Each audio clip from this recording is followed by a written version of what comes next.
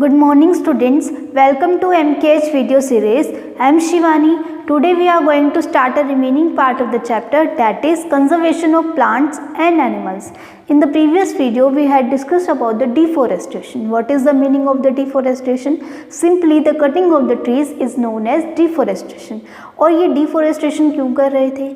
Because of हमें land चाहिए, factories बनानी है, वुड चाहिए, इसलिए हम डिफोरेस्टेशन कर रहे थे. कॉजेज क्या क्या थे?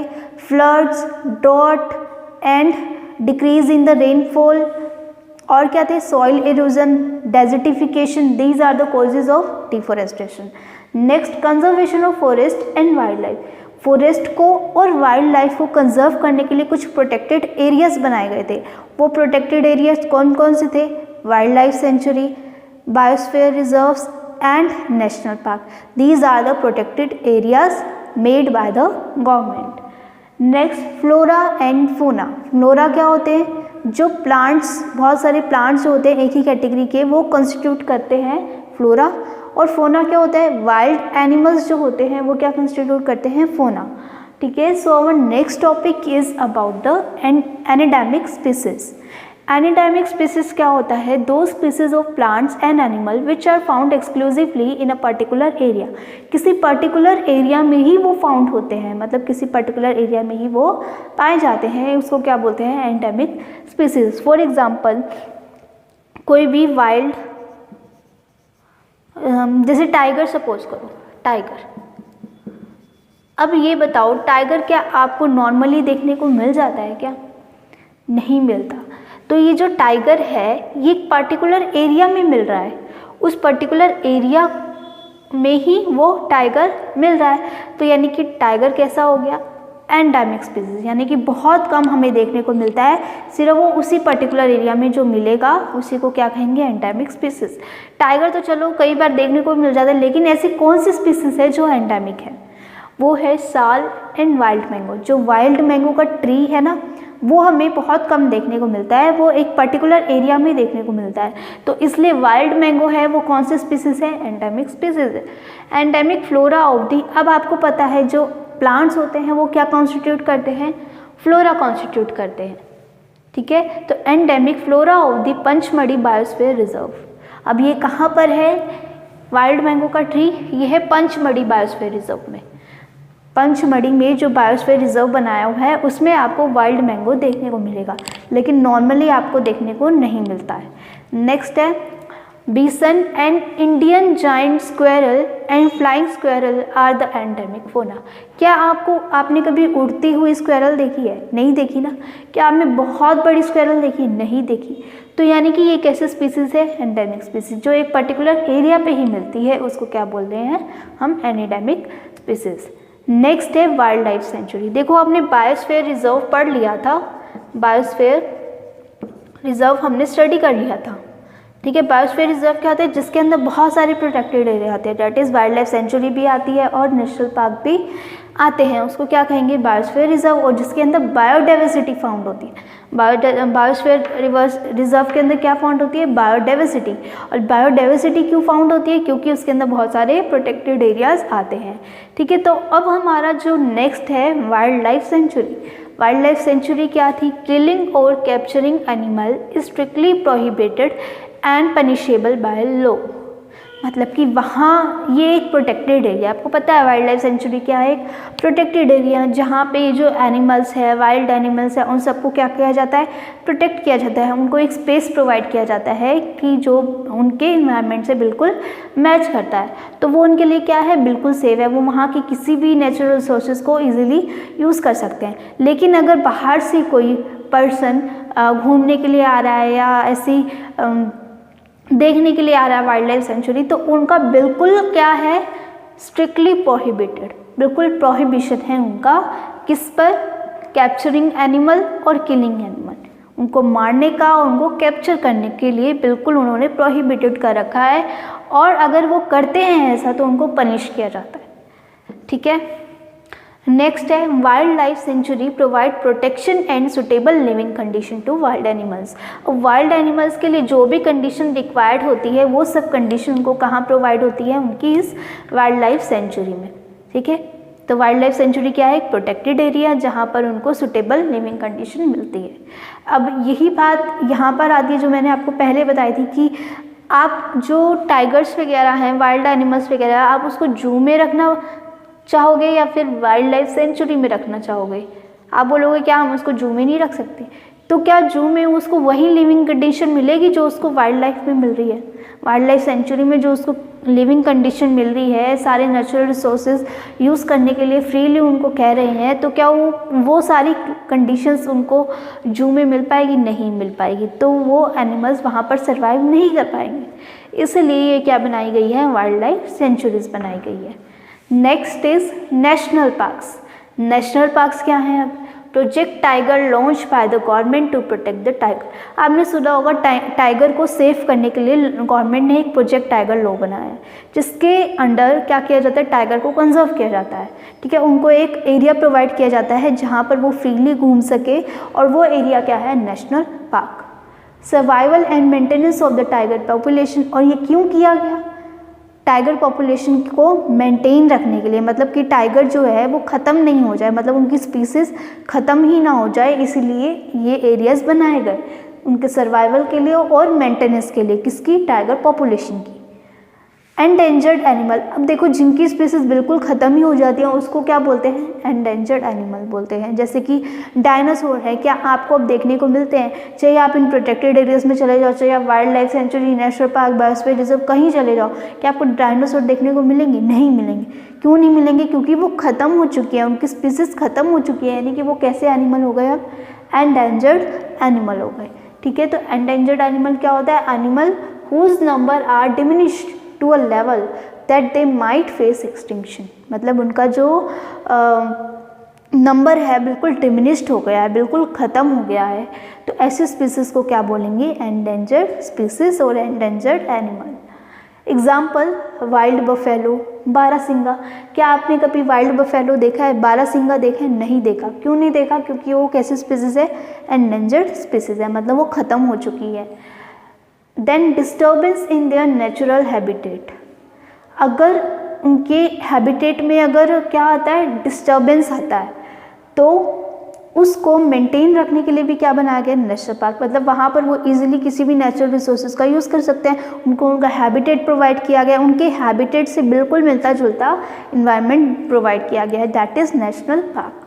Human activities like grazing, poaching, hunting, capturing of animals are not allowed. जो भी ह्यूमन एक्टिविटीज़ हैं उन सबको क्या कर दिया? प्रोहिबिटेड कर दिया। जो यहाँ पर था, यहाँ पर भी प्रोहिबिशन थी किलिंग के लिए और कैप्चरिंग एनिमल के लिए, वही प्रोहिबिशन यहाँ पर भी लगा दी कि कोई हंट भी नहीं कर सकता, कैप्चर भी नहीं कर सकता, किल भी नहीं कर सकता और ग्रेजिंग भी नहीं कर सकता। Then ecosystem. इकोसिस्टम क्या होता है? Plant, animal and micro organism in an area along with the non living component. मतलब कि ऐसा एरिया जिसके अंदर प्लांट्स भी है, एनिमल भी है और नॉन लिविंग थिंग्स भी है। अब नॉन लिविंग कंपोनेंट कौन कौन से होते हैं? रिवर्स हो गया, सॉइल हो गया, ठीक है, और डेल्टाज हो गए, क्लाइमेट हो गया, तो ये सब क्या है? Non living things. और एनिमल, प्लांट और ये सब क्या हैं? Living things. तो non living and living things combine होकर किसका फॉर्मेशन कर रहे हैं? एक इकोसिस्टम का फॉर्मेशन कर रहे हैं। ठीक है, सो this is the national park and ecosystem and endangered animal. Okay, so now let's move to our further topic. Next topic is Red Data Book. Red Data Book क्या है? A source book which keeps a record of all the endangered animal and plants. Endangered animal and plants क्या होती है? जो भी disappear होने वाले होते हैं, ठीक है, जो भी फिनिश होने वाली होती है, उनकी स्पीसीज डिसअपियर होने वाली होती है, उनको क्या बोलते हैं? Endangered animal and plants. ठीक है, अगर एनिमल जो है वो एंडेंजर्ड हो रहा है तो उसको क्या बोलेंगे? Endangered animal. अगर प्लांट डिसअपियर हो रहा है तो एंडेंजर्ड प्लांट्स. अब ये जो रेड बुक है ये रेड कलर की होती है, इसका फ्रंट पेज होता है ना वो रेड कलर का होता है, इसलिए इसको बोला है रेड डाटा बुक. इसके अंदर वो सब डाटा होते हैं, इसके अंदर वो सब डाटा होते हैं जो भी स्पीसीज एंडेंजर्ड होने वाली है उनका रिकॉर्ड रखते हैं. हमारे इंडिया में भी ये रेड डाटा बुक अवेलेबल है जो कि किसके बारे में बताता है? प्लांट्स एंड एनिमल्स के बारे में, जो भी एंडेंजर्ड होने वाले हैं, जो डिसअपियर होने वाले हैं, उनके बारे में ये बताता है. ठीक है, next topic is migration. Migration क्या होता है? एक प्लेस से दूसरे प्लेस पर जाना इज़ नोन एज माइग्रेशन। मतलब अगर आपको बोले कि आप जयपुर से दिल्ली शिफ्ट हो जाओ, अब चाहे आप 1 मंथ के लिए जाओ, चाहे 2 मंथ के लिए जाओ, चाहे 1 ईयर के लिए जाओ। अब ऐसा नहीं है एक दिन के लिए गए और एक दिन में वापस आ गए तो वो माइग्रेशन हो जाएगा, नहीं।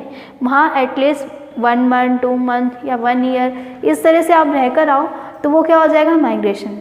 The migration from one place to another place, या फिर हम बोल सकते हैं movement of one place to another place is known as migration. ठीक है, ऐसी ही जो माइग्रेशन होता है वो कौन करते हैं, माइग्रेटरी बर्ड्स करते हैं। Migratory birds fly to far away areas every year during a particular time because of the climate change. अब देखो, इसको समझने के लिए मैं आपको एक चीज़ बताती हूँ। आपको पता है ये आपका अर्थ है, ठीक है, यहाँ पर क्या होता है, नॉर्थ पोल, और ये क्या है आपका साउथ पोल। ये क्या है आपका साउथ पोल। अब देखो, ये इधर वाला जो एरिया होता है ना, यहाँ पर बहुत ज़्यादा कोल्ड पड़ती है, बहुत ज़्यादा ठंड पड़ती है, तो इन वाले रीजन्स को हम क्या बोलते हैं, पोलर रीजन्स। Polar regions. अब क्योंकि यहाँ पे ये नॉर्थ है तो इसको क्या बोलेंगे, नॉर्थ पोलर रीजन। यहाँ पर ये साउथ है तो इसको क्या बोलेंगे, साउथ पोलर रीजन। अब यहाँ पर ये ठंड क्यों पड़ती है, आपको पता है अर्थ इंक्लाइंड होती है और वो अपने एक्सिस के अराउंड रिवॉल्व करती है। जब ये इंक्लाइंड होती है तो कभी तो ये नॉर्थ वाला साइड सन के पास आता है, और जब ये इस तरह से इंक्लाइंड होंगी तो ये साउथ वाला पोल इसके पास आएगा, और जब नॉर्थ वाला पोल सन के पास में आता है तो यहाँ नॉर्थ वाले पोल में सबसे ज़्यादा हीट मिलती है। लेकिन ये वाला हिस्सा जो होता है ये बहुत ज़्यादा दूर होता है। जब ये ऐसे इंक्लाइंड हो जाएगी ना तो ये वाला जो नॉर्थ वाला हिस्सा है ये थोड़ा सा दूर हो जाएगा और सन यहाँ पर है, तो इतनी ज़्यादा हीट इसको मिल नहीं पाएगी, तो इसलिए यहाँ पर क्या पड़ती है, कोल्ड पड़ती है। और वही रीज़न साउथ के साथ है। ठीक है, अब जब इस तरह से इंक्लाइंड होगा तो सन तो आएगी लेकिन इस वाले रीजन में नहीं पहुंच पाएगी, इसलिए इनको क्या बोलते हैं, पोलर रीजन्स बोलते हैं। ठीक है, अब देखिए, अब इन पोलर रीजन्स में क्या बहुत ज़्यादा ठंड होती है, क्या होती है, बहुत ज़्यादा ठंड होती है, विंटर्स बहुत ज़्यादा पड़ती है। अब बहुत ज़्यादा कोल्ड होने की वजह से वहाँ के जो बर्ड्स हैं वो वहाँ सर्वाइव नहीं कर पाते, लेकिन कुछ ऐसे एनिमल हैं जो इस एरिया में भी, इस पर्टिकुलर क्लाइमेट में भी अपने आप को क्या कर लेते हैं, सर्वाइव कर लेते हैं। अब वो कैसे करते हैं, क्योंकि उनके पास स्पेशल फीचर्स होते हैं। जैसे अगर हम बात करें पोलर बियर की, पोलर बियर तो सबने देखा होगा, देखा या टीवीज़ वगैरह में देखा होगा, वाइट कलर के होते हैं, बहुत ज़्यादा वाइट कलर के होते हैं, तो उनके ऊपर, उन पोलर बियर्स के ऊपर वाइट कलर के फर होते हैं। उस फर के कारण वो बहुत ज़्यादा क्या रहते हैं, मतलब कि उनको बहुत ज़्यादा वार्म फील होता है, और वो उस कोल्ड कंडीशन में भी वो अपने आप को क्या कर लेते हैं, वार्म रख सकते हैं, इसलिए वो सर्वाइव कर लेते हैं। अब इन वाइट फर के अलावा उनकी बॉडी में फैट की लेयर भी होती है, फैट लेयर, और फैट लेयर के अलावा 2 एक्स्ट्रा थिन लेयर भी होती है। अब इतनी सारी लेयर होने के बावजूद उनके बॉडी में इतनी सारी लेयर प्रेजेंट होती है जिसकी वजह से वो वार्म फील करते हैं और वो धीरे धीरे चलते हैं। अगर वो बहुत तेज़ भाग कर चलेंगे ना तो उनको बहुत ज़्यादा वार्म फील होगी, और हो सकता है ओवरलोडेड हीट हो जाए, उनको हीट लग जाए, इसलिए वो बहुत धीरे धीरे चलते हैं ताकि उनको गर्मी ना लगे। ठीक है, तो इतने ज़्यादा कोल्ड कंडीशन में भी वो अपने आप को वार्म रख सकते हैं और इसीलिए वो उस क्लाइमेट में सर्वाइव कर जाते हैं। लेकिन जो बर्ड्स होती हैं उनके पास ऐसा कोई स्पेशल फीचर नहीं होता, तो वो क्या करती हैं, माइग्रेट करती हैं। क्या करती है, माइग्रेट करती है। यानी कि सपोज वो पहले पोलर रीजन्स में रह रही थी, अब जैसी विंटर्स आएगी वैसे ही पोलर रीजन में बहुत ज़्यादा ठंड होती है, और जब विंटर आ जाएगी तब तो और भी ज़्यादा ठंड हो जाएगी, तो ये बर्ड सर्वाइव नहीं कर पाती, तो ये क्या करेंगी, माइग्रेट करेंगी, दूसरी रीजन्स में चली जाएंगी। ये पोलर बियर्स होते हैं, ये नॉर्थ पोल में पाए जाते हैं, नॉर्थ पोलर रीजन में पाए जाते हैं। ठीक है, अब ये जो बर्ड्स हैं ये पोलर रीजन से दूसरे रीजन में चली गई। अब कहाँ जाती है ये, मतलब राजस्थान में माइग्रेट कर जाती है। राजस्थान आपको पता है वहाँ का क्लाइमेट कैसा है, हॉट क्लाइमेट है, तो ये थोड़े से हॉट क्लाइमेट में माइग्रेट कर जाती है। अब जब इन पोलर रीजन्स में समर्स आ जाएंगी, यानी कि थोड़ी सी ठंड कम हो जाएंगी, तो ये राजस्थान से वापस कहाँ आ जाती है, अपने पोलर रीजन्स में आ जाती है, अपने हैबिटेट में वापस आ जाती है, तो इसको क्या कहेंगे, माइग्रेशन कहेंगे। अब ये माइग्रेट क्यों कर रही हैं बर्ड्स, क्योंकि ये इस बिल्कुल कोल्ड क्लाइमेट में सर्वाइव नहीं कर पाती, इसलिए उनको थोड़ा सा हॉट क्लाइमेट चाहिए होता है, इसके लिए वो राजस्थान में चली जाती है। और जो ये एग्स देती हैं, और एग्स देने के लिए इनको हॉट क्लाइमेट चाहिए होता है, और वो हॉट क्लाइमेट इनको पोलर रीजन्स में नहीं मिल पाता, इस वजह से भी वो कहाँ क्या कर लेती है, माइग्रेट कर लेती है। अब देखो इन बर्ड्स में सबसे मोस्ट कॉमन एग्जाम्पल है साइबेरियन क्रेन, साइबेरियन क्रेन, ठीक है। अब ये देखो, migratory birds fly to far away areas every year, हर साल जाती है ड्यूरिंग अ पर्टिकुलर टाइम, और वो पर्टिकुलर टाइम कौन सा है, एक्सट्रीम कोल्ड की कंडीशन में, यानी कि विंटर्स में extreme cold conditions, because of climate change. हाँ, वो क्या हो गया, क्लाइमेट चेंज हो गया। Example Siberian crane, greater flamingo, ठीक है। They fly for laying eggs, किस लिए फ्लाई करती है, laying eggs on the weather in their natural habitat becomes very cold and hospitable, क्योंकि जो वो एग्स ले करती है उन एग्स के लिए ये वाला जो इनका नेचुरल हैबिटेट है दैट इज़ पोलर रीजन, वो हॉस्पिटेबल नहीं है, मतलब कि अच्छा नहीं है, वो कैसा है, बहुत कोल्ड है। So one next topic is recycling of paper. देखो जो हमने डिफॉरेस्टेशन की वो क्यों की, हमें या तो पेपर बनाने हैं या हमें वुड चाहिए, ठीक है। तो हम पेपर को रिसाइकिल करके भी तो डिफॉरेस्टेशन को रोक सकते हैं ना, तो वो पेपर को रिसाइकलिंग कैसे करेंगे, we should save reuse and used paper. हमें यूज पेपर को भी क्या करना चाहिए, रीयूज़ करना चाहिए, उसको रिसाइकिल करना चाहिए। Save energy and water needed for manufacturing papers and also the amount of harmful chemicals used in paper making will be reduced.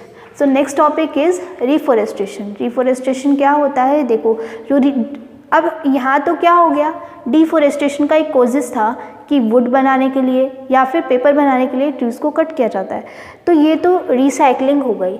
तो क्या कोई इसका परमानेंट सॉल्यूशन नहीं है डिफॉरेस्टेशन का, यस बिल्कुल है। वो क्या है, रिफॉरेस्टेशन, यानी कि जितनी लैंड में आपने ट्रीज को कट किया है उतनी ही लैंड में वही सेम स्पीसीज लगाएं। जो स्पीसीज आपने कट की है ट्रीज की, वही सेम स्पीसीज आप उस लैंड में लगा दें और उतने ही एरिया में लगा दें, तो उसको क्या कहेंगे, रिफॉरेस्टेशन। देखिए सपोज ये कोई लैंड है, इसके अंदर ट्रीज की एक पर्टिकुलर स्पीसीज है, ट्रीज की क्या है, एक पर्टिकुलर स्पीसीज है।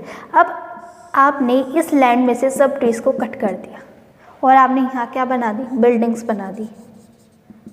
अब आपको क्या करना है कि डिफॉरेस्टेशन को रोकना है, तो आपने क्या किया, यही सेम जो लैंड थी उसी के आसपास इतनी सेम टू सेम लैंड ले ली और जो स्पीसीज इसमें प्रेजेंट थी वही स्पीसीज आपने यहाँ लगा दी। तो ये क्या हो गया, रिफॉरेस्टेशन हो गया, ठीक है। और ये क्यों करना चाहिए, to retain our green wealth for future generation. जो अपनी फ्यूचर जनरेशन है उनके ग्रीन वेल्थ के लिए हमें ये करना चाहिए। प्लांटेशन ऑफ मोर ट्रीज, बहुत ज़्यादा ट्रीज़ का प्लांट करके, फॉरेस्ट कंजर्वेशन एक्ट करके, and preservation and conservation of natural forest, natural forest को कंजर्व करके, meeting the basic needs of the people living in और नियर द फॉरेस्ट। जो भी फॉरेस्ट में पीपल रह रहे हैं और या फिर उसके बाहर रह रहे हैं फॉरेस्ट के, उनकी बेसिक नीड्स को देखो कि उनको क्या चाहिए, वो क्यों डिफॉरेस्टेशन कर रहे हैं, उसका रीज़न जानकर उनकी बेसिक नीड उनको प्रोवाइड कराकर हम डिफॉरेस्टेशन को रोक सकते हैं। So this is all about your chapter. In this chapter we have discussed about the deforestation, causes of deforestation, conservation of the forest and wildlife in the form of wildlife sanctuary, national parks and biosphere reserves. And also we have discussed about the flora and fauna and endemic species. Endemic species क्या होता है, जो एक particular area में he found होते हैं और कहीं पर भी वो नेचुरली हमें देखने को नहीं मिलते, this is known as endemic species. And wildlife sanctuary and national park क्या थे, protected areas, these are the protected areas in which hunting and grazing of the people is strictly prohibited by the laws. Okay, next हमने देखा था कि red book data क्या था, red book data जो भी सभी एंडेंजर्ड स्पीसीज के रिकॉर्ड को मेंटेन रखता है, known as red book data. उसके बाद हमने क्या देखा, माइग्रेशन। माइग्रेशन क्या थी, जो बर्ड्स थी वो वन प्लेस से अनदर प्लेस में माइग्रेट कर रही थी। क्यों? क्योंकि वहाँ का क्लाइमेट कैसा था, बहुत ज़्यादा कोल्ड था। जब वहाँ उनके नेचुरल हैबिटेट का क्लाइमेट चेंज हो जाता है तो वो वापस अपने नेचुरल हैबिटेट में आ जाती है। This is known as migration. और ये क्यों करती हैं? फॉर लेइंग एग्स, कि उनके एग्स के लिए वो क्लाइमेट क्या नहीं है, बिल्कुल मेंटेन नहीं है, बिल्कुल अच्छा भी नहीं है, ठीक है, इसलिए वो माइग्रेट करती है। नेक्स्ट हमने क्या देखा? रिसाइकलिंग। हम डिफोरेस्टेशन को कैसे रोक सकते हैं? बाय रिसाइकलिंग द पेपर और by reforestation. So this is all about your chapter. Thank you so much for watching. Have a nice day.